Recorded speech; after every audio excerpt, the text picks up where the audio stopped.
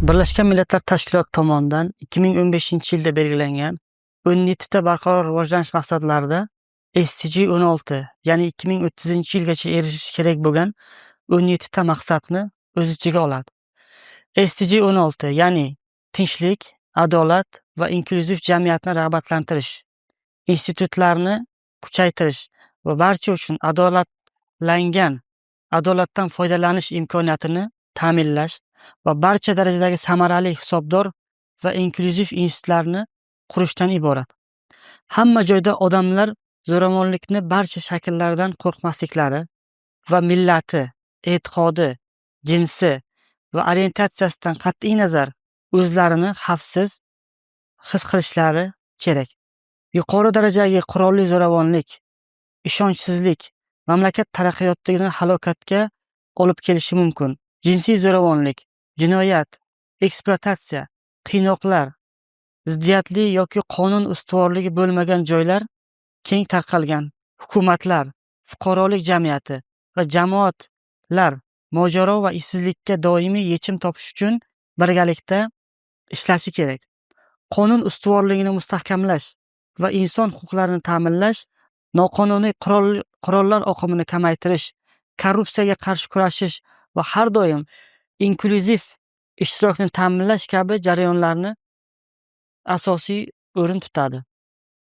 Bu borada O'zbekiston ham bir qancha samarali ishlarni amalga oshirib kelmoqda. Xususan, O'zbekiston tinchlik, adolat va samarali boshqaruv bo'yicha ishlari BMT bilan hamkorlikda doimiy amalga oshirib kelmoqda.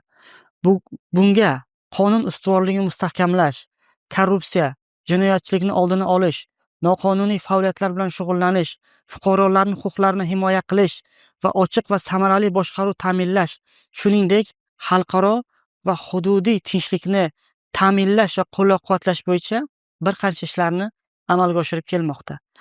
BMT va uni O'zbekistondagi sheriklari barqaror rivojlanish maqsadlariga erishish uchun ustida ish olib bormoqdalar. O'zbekiston va butun dunyo aholisi duch kelayotgan asosiy muammolardan biri 17 ta o'zaro bog'liq va ulkan maqsadlardan iborat. O'zbekiston 2030-yilgacha bo'lgan davrdagi global kun tartibidagi vazifalar bir qancha, ya'ni barqaror rivojlanish maqsadlari sohasidagi 16 ta milliy maqsadga erishish uchun ko'plab manfaatdor tomonlar ishtirokidagi sheriklik va keng qamrovli yondashuvlarga demak e'tibor berish kerak. 2017-yildan 2021-yillar oralig'ida mo'ljallangan milliy harakatlar strategiyasi ham bunga bir misoldir. Hukumatlar 16 ta milliy dastur bo'yicha 125 ta vazifa va 206 ta ko'rsatkichlarni amalga oshirishga yengillashtirish uchun ma'qullandi. Bu borada Termiz iqtisodiyot va servis universitetida ham bir qancha ishlar samarali amalga oshirildi. Xususan, talabalarning imtihon topshirishlarida imtihonlarning shaffofligi, ustoz-shogird an'analarining izchil davom etishi, korrupsiya bo'limini universitet qoshida tashkil bo'lishi va korrupsiyaga qarshi kurash bo'yicha bir qancha samarali ishlar amalga oshirildi.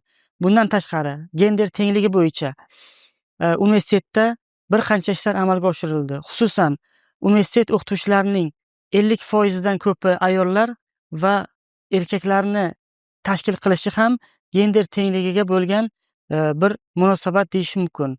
Universitetda tashkil qilingan milliy liboslar kuni ham bu borada qilinadigan ishlarning yaqqol dalili hisoblanadi.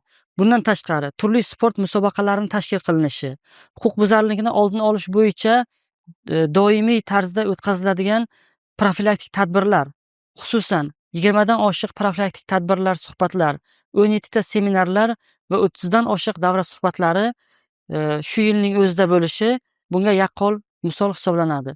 Bundan tashqari, talabalar teatr jamoalarining nufuzli o'rinlarni respublika miqyosida egallashlari ham universitetda ma'naviy ma'rifiy tadbirlarni naqadar ahamiyatli va dolzarb e'tibor berilayotgani ham bunga yaqqol misol bo'ladi.